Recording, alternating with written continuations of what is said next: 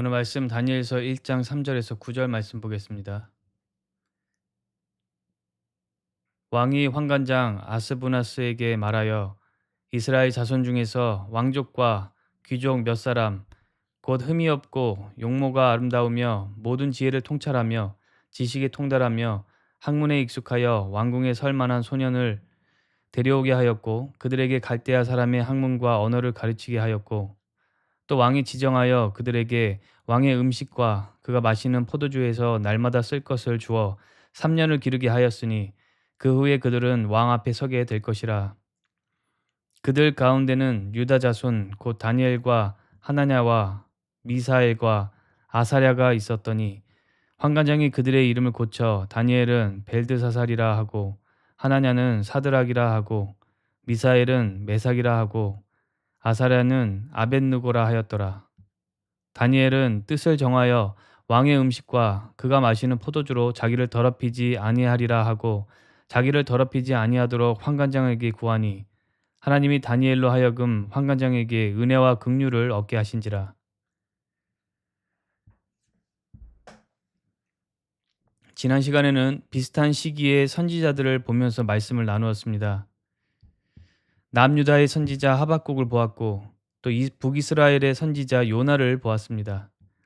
오늘은 다시 남유다로 와서 바벨론의 공격을 받은 후에 첫 번째 포로로 끌려갔던 사람들 중에 선지자 다니엘에 대한 이야기를 보며 말씀을 나누기를 원합니다.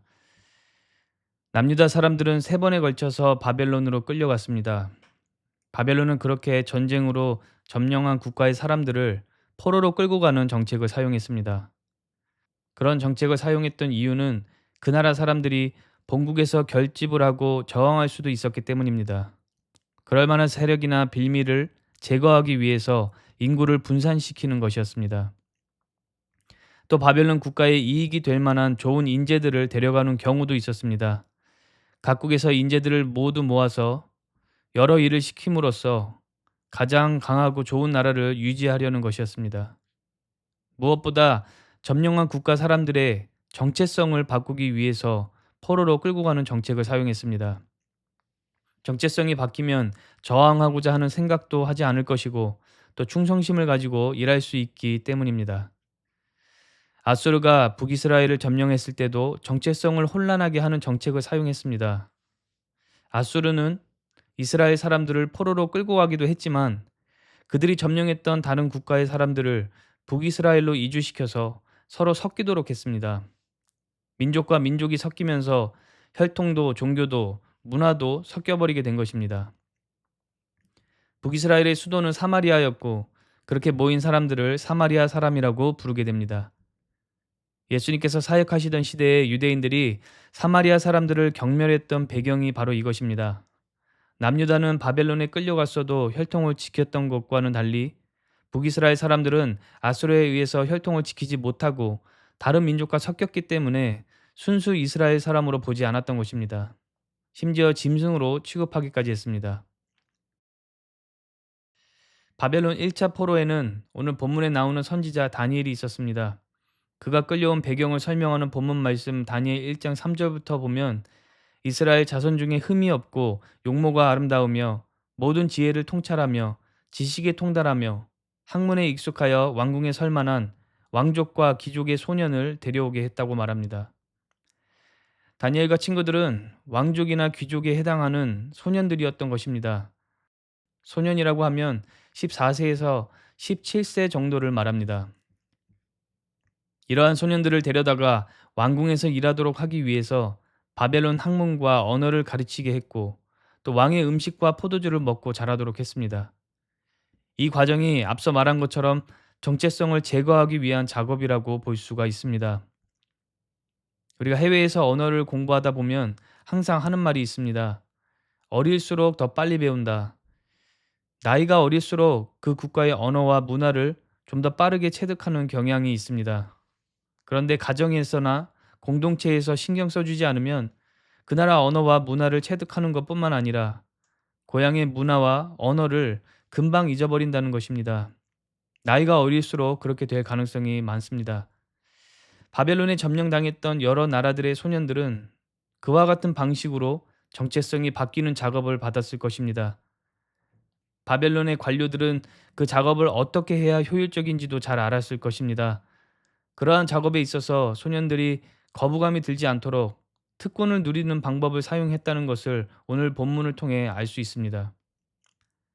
이 방법을 이해하기 위해서 영국 제국이 가장 강했던 시절을 상상해서 예를 들어본다면, 만약 영국 정부가 다른 국가에서 소년들을 데려와서 공장이나 탄광 같은 아주 고생스러운 곳에서 일하게 한다면 영국에 대한 분노만 커지겠지만, 소년들을 영국의 왕실로 데려가서 그 당시 세계 어느 국가보다도 수준이 높은 교육, 문화, 시설과 음식까지 최고의 특권을 누리면서 그 나라 사람으로서의 정체성과 신분을 갖게 하고 자부심을 갖도록 한다면, 그런 특권을 거부할 소년은 없을 것입니다. 바벨론은 그러한 방식으로 정체성 교체를 진행한 것입니다. 그곳에 모인 각 민족의 소년들은 초강국의 교육과 문화와 음식을 제공받으면서 준비되어서 왕실에서 일하게 될 그 특권을 누리게 한 것입니다.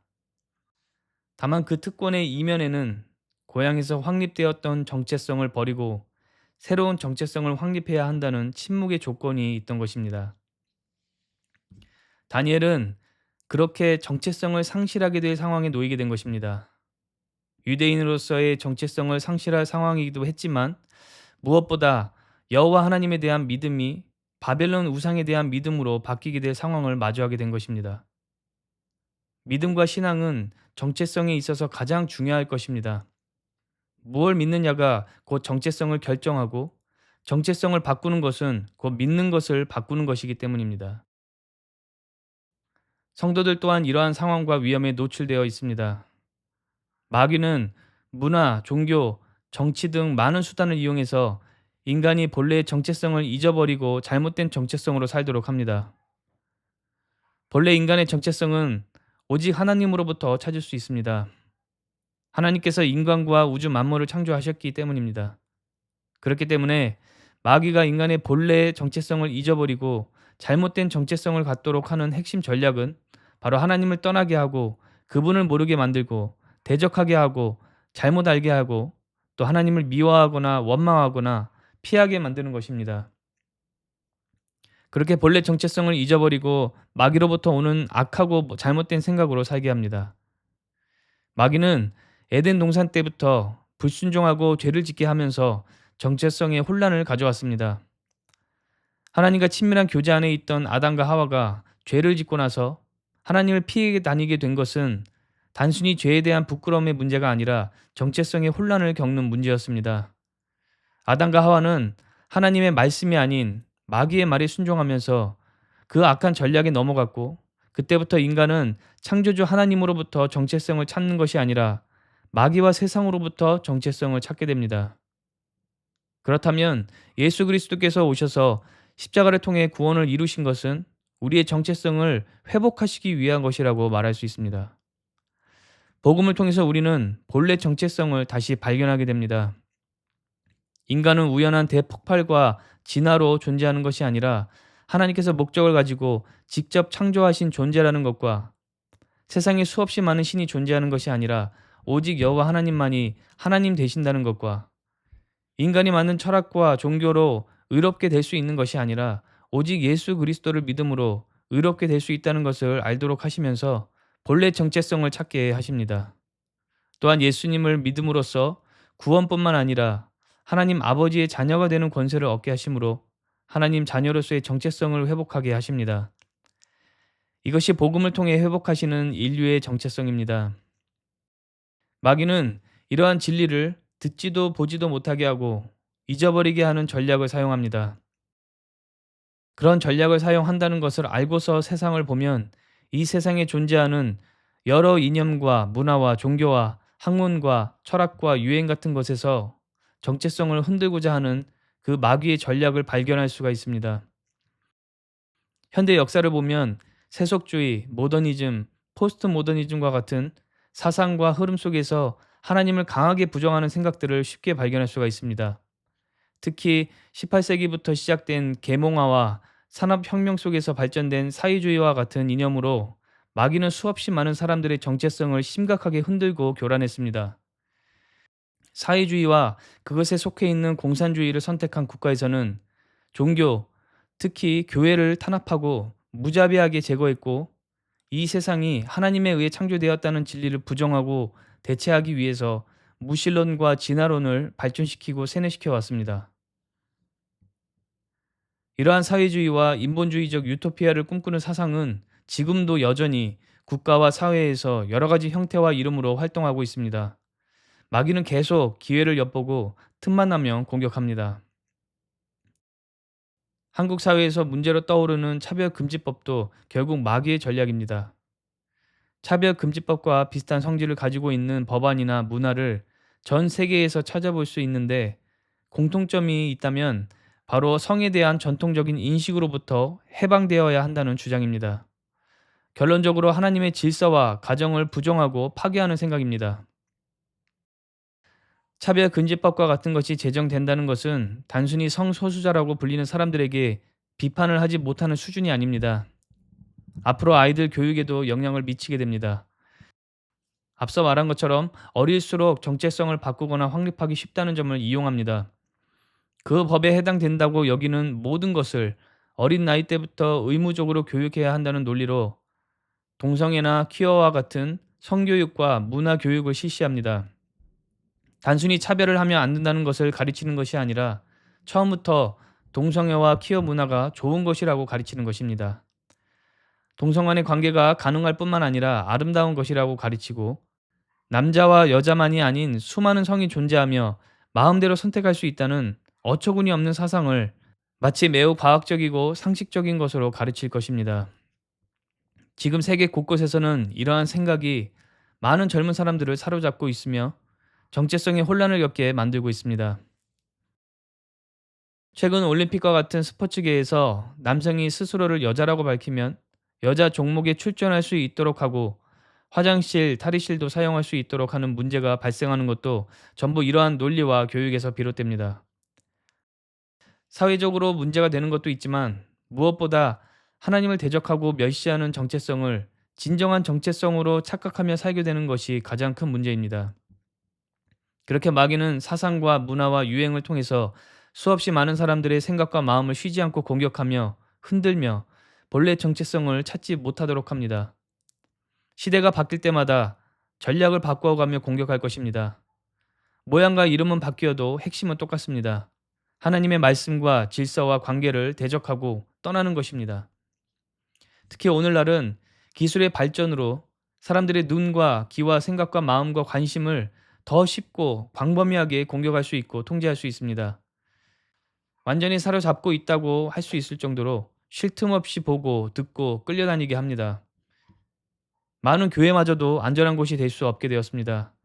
대놓고 이단은 그렇다 쳐도 저번 시간에 나눈 것처럼 정상적인 것 같지만 성경의 권위도 믿지 않고 영적인 세계도 믿지 않으며 예수 그리스도의 부활도 믿지 않는 자유주의 신학을 받아들이고 가르치는 교회 또한 정체성의 혼돈을 가져오는 마귀의 전략이라는 것을 알아야 합니다. 그렇게 바벨론은 소년들에게 가장 좋은 것을 누릴 수 있는 그 특권으로 유혹하며 그들의 정체성을 완전히 바꾸려고 했습니다.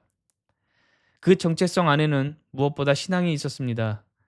어떤 신을 믿을 것인지, 누가 진짜 하나님이신지에 대한 믿음과 생각이 바뀌는 시간입니다. 바벨론의 신이 가장 강한 신이라는 그 신앙만 자리 잡아도 충성은 쉽게 따라오기 때문에 믿음의 대상을 바꾸는 것이 무엇보다 중요한 요소였을 것입니다. 그런 상황 가운데 다니엘은 정체성을 잃지 않고 지켰던 것입니다. 그가 정체성을 끝까지 지킬 수 있었던 것은 바로 상황이나 특권을 보고 타협하는 것이 아니라 미련해 보일 정도로 하나님 말씀에 순종했기 때문입니다. 다니엘과 친구들 하면 떠오르는 사건 중 하나가 바로 왕의 음식을 거부하는 것입니다. 다니엘서 1장 8절에 다니엘은 뜻을 정하여 왕의 음식과 그가 마시는 포도주로 자신을 더럽히지 아니하리라 라고 생각하며 환관장에게 그것을 먹지 않을 것을 말합니다. 왕의 음식이 위생적으로 더러울 리는 없기 때문에 여기서 말하는 더럽히지 않는다는 말은 영적인 것을 의미하고, 그것은 곧 하나님께서 주신 율법에 근거하는 내용입니다. 바벨론 왕의 음식에 대해서 두 가지를 생각해 볼 수 있습니다. 먼저 음식의 종류를 생각해 볼 수 있는데, 이방 국가에서 먹는 고기들 중에는 유대인들이 율법적으로 먹을 수 없는 것이 있었습니다.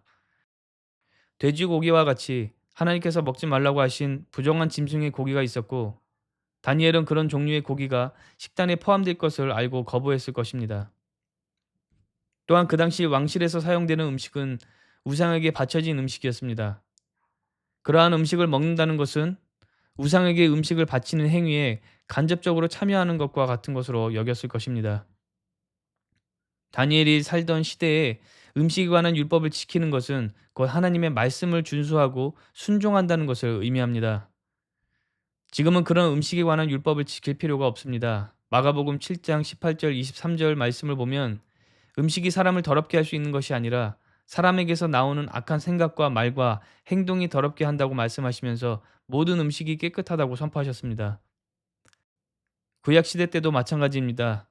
하나님의 선택받은 민족 이스라엘에게 음식에 관한 율법을 주시고 그것을 지키게 함으로써 이방인들과 구별된 삶을 살도록 하셨던 것은 돼지고기가 사람들의 영혼을 더럽히는 것이 아니라 하나님께서 그 음식이 부정한 음식이라고 정하시고 먹지 말라고 명령하셨으므로 그 율법과 명령을 어기는 행위가 죄가 되는 것이고 그들의 영혼을 더럽게 만드는 것입니다.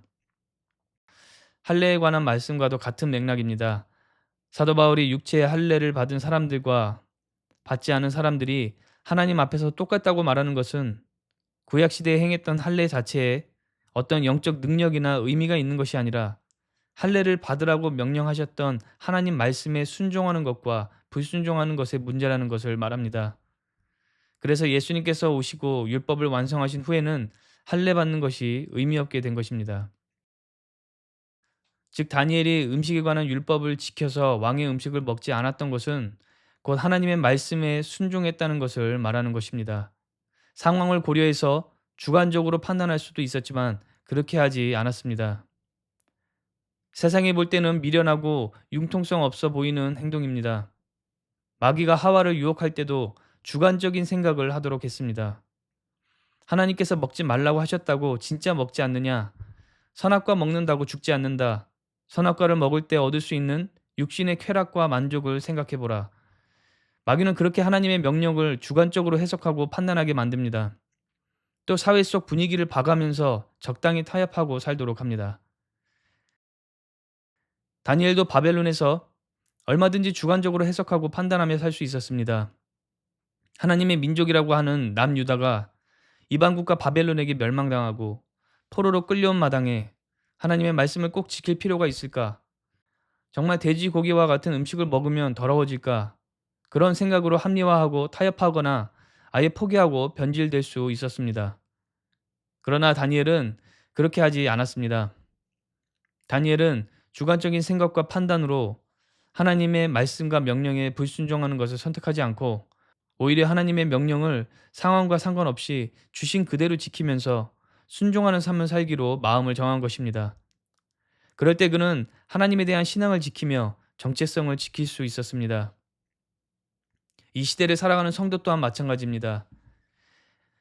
예수 그리스도를 영접하고 성도로서 하나님의 자녀로서 정체성을 회복하는 것도 매우 중요하지만 회복해 주신 정체성을 지키는 것도 중요합니다. 마귀는 그 정체성에 대해서 계속 의심하게 만들고 타협하게 만들고 잃어버리게 만들려고 공격하기 때문입니다.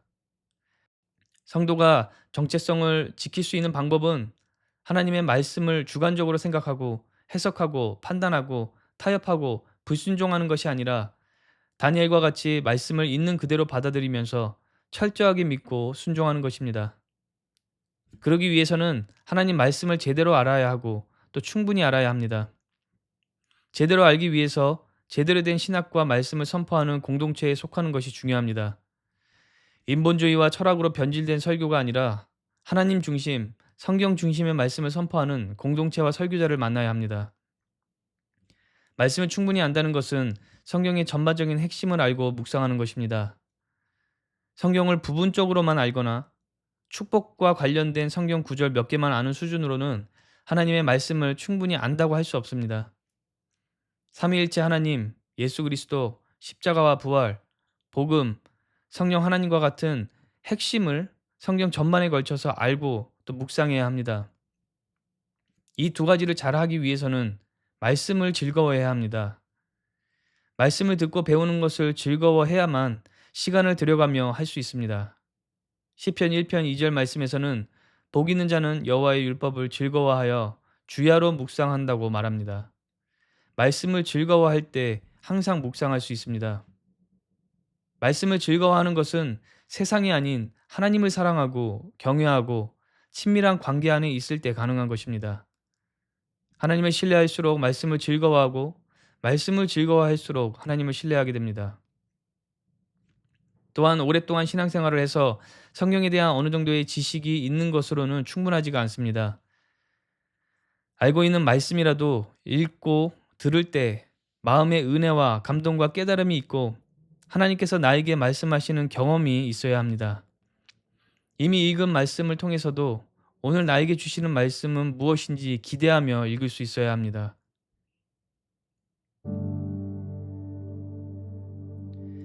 이렇게 말씀을 즐거워하고 제대로 배울 때 하나님 말씀을 있는 그대로 믿고 순종할 것입니다.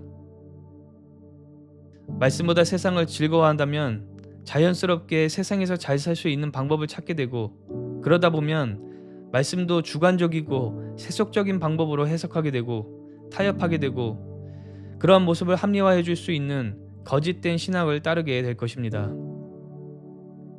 그렇게 한다면 성도는 하나님으로부터 오는 정체성이 아닌 세상과 마귀로부터 오는 정체성으로 살게 될 것입니다. 그러므로 세상이 아닌 하나님을 사랑하고 말씀을 있는 그대로 순종하는 성도가 되어야 합니다. 세상의 기준으로 볼 때 참으로 미련하고 융통성 없는 다니엘과 같이 하나님 말씀을 있는 그대로 믿고 순종하는 성도들 되시기를 바랍니다. 시대가 이렇고 문화가 이렇고 주류 과학이 주장하는 것이 이러이러하기 때문에 말씀에 대한 시각과 해석이 바뀌어야 하고 신앙도 바뀌어야 한다는 말에 속아서는 안 됩니다. 성도는 육신의 지식이나 상식이 부족해서 타협하지 않는 것이 아닙니다. 하나님 말씀의 그 진리됨과 그 권위가 육체의 감각과 지식과 상식을 초월하는 최상위에 있다는 것을 믿기 때문에 말씀하신 대로 믿고 명령하신 대로 순종하는 것입니다. 그렇게 함으로써 우리는 마귀의 계략에 넘어가지 않고 하나님의 자녀라는 정체성을 지키고 그것을 즐거워할 것입니다.